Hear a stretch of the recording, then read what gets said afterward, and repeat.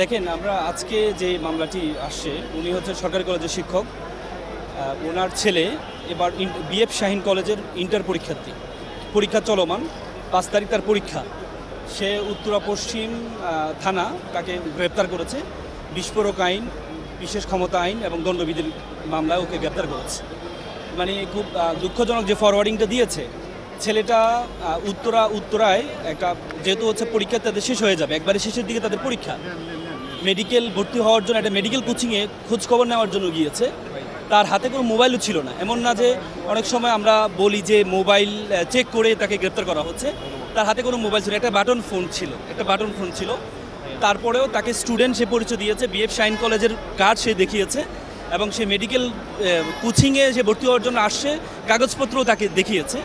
তারপরেও তাকে গ্রেপ্তার করে নিয়ে আসছে। কালকে রাতে সারা রাত সেই ছেলেটি ছিল। আজকে তাকে কোর্টে ফরওয়ার্ড করা হয়েছে এবং যে ধারাগুলো দিয়েছে খুবই জঘন্য ধারা।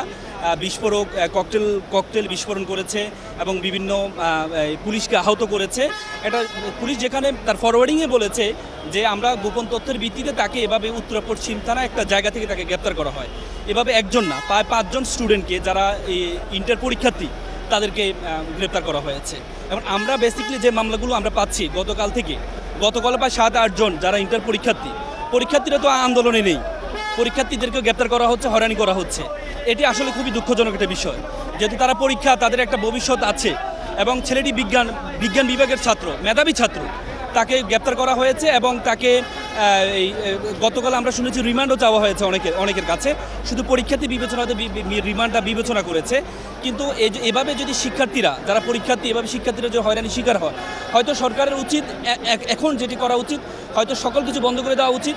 জরুরি অবস্থা যেভাবে হওয়া উচিত সেভাবে হওয়া উচিত। কোনো শিক্ষার্থী বের হতে পারবে না।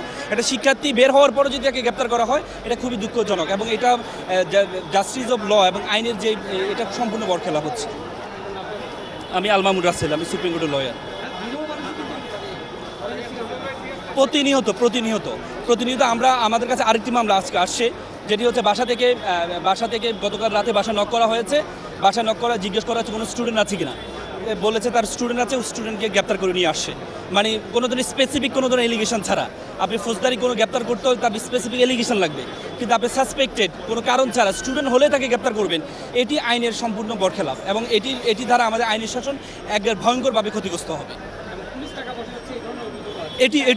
এটিও আমরা শুনতে পাচ্ছি। যেমন আমি স্পেসিফিক এক্সাম্পল যদি দিই, কালকে প্রায় 8 জন স্টুডেন্টকে গ্রেপ্তার করা হয়েছে, তার মধ্যে 3-4 জনকে ছেড়ে দেওয়া হয়েছে আউট অফ রেকর্ড। তাদের থেকে আর্থিক সহযোগিতা নিয়ে তাদেরকে ছেড়ে দেওয়া হয়েছে, এটা আমরা শুনেছি। এখন এটা সত্য মিথ্যার পরের বিষয়। আমরা যেটা শুনেছি ক্লায়েন্ট থেকে আমরা শুনেছি যে কয়েকজনকে ছেড়ে দেওয়া হয়েছে।